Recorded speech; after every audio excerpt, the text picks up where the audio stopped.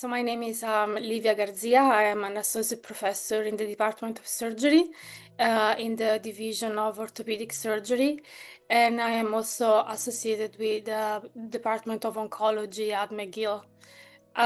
So my research trajectory has covered a different aspect of investigating pediatric and adolescent young adults solid tumors, and among them sarcomas and brain tumors. Hi, I'm Wajih Jawhar. I'm a PhD candidate at McGill, and I'm also a research trainee at the RIMHC, supervised by Drs. Garzia and Jabado. So we collectively work on a lot of projects spanning different cancers across childhood, specifically focusing on epigenetic alterations. How did the opportunity to submit your research for the Golden Scalpel Award come about? So it wasn't really a submission per se, but more of a nomination process.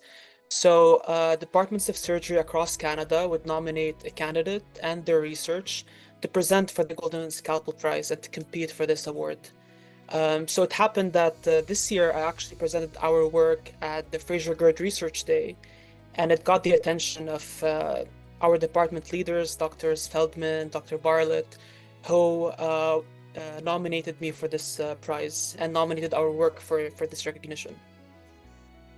Can you explain, in simple terms, about your study on aberrant EZHIP expression in osteosarcoma and what you've discovered? So traditionally, the way we kind of explain gene expression was as a set of instructions. You have a list of code that instructs the cells on how to behave, what proteins to produce.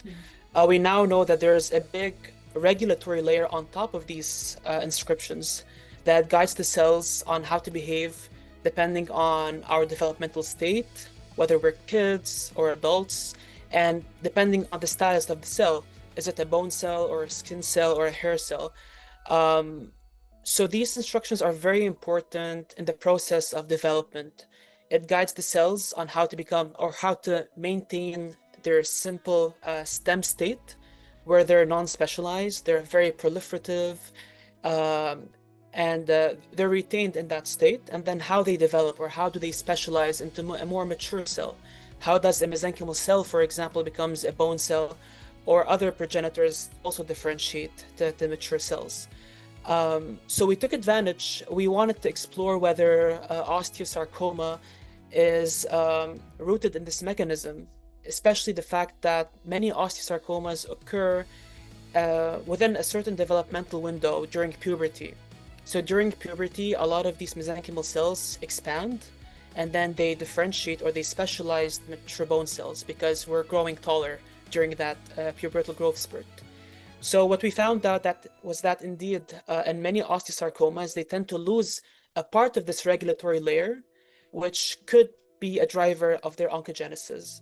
But more importantly, in the study per se, we showed that once they lose a part of this regulatory layer, which was a specific repressive mark, which silences genes when they're not supposed to be expressed, is lost. And when this happens, these cancers tend to evade chemotherapy, they become resistant, and they also become more aggressive in the models that we used. And more importantly, to go back to our previous hypothesis, we actually showed that when we express this protein EZHIP in mesenchymal cells, they indeed cannot differentiate anymore. They're more stuck in a more primitive state, and they cannot become mature bone or mature fat cells or mature cartilage cells. And then the final piece of the puzzle was to take advantage of this phenomenon for therapy. So there's this very known drug that is FDA approved. There has been 8 different complete trials, and it's used in the clinic for different types of cancers that could take advantage of this process. And we found that indeed many of these cell models that express EZHIP are more sensitive to this drug tazemetostat, which we've shown in our study. So this is, to date, this is one of the biggest studies to show that epigenetic dysregulation is an important hallmark or an important process for osteosarcoma pathogenesis. What makes this research stand out in the field, and why do you think it's important? I would say, going along with what Wajih was mentioning, it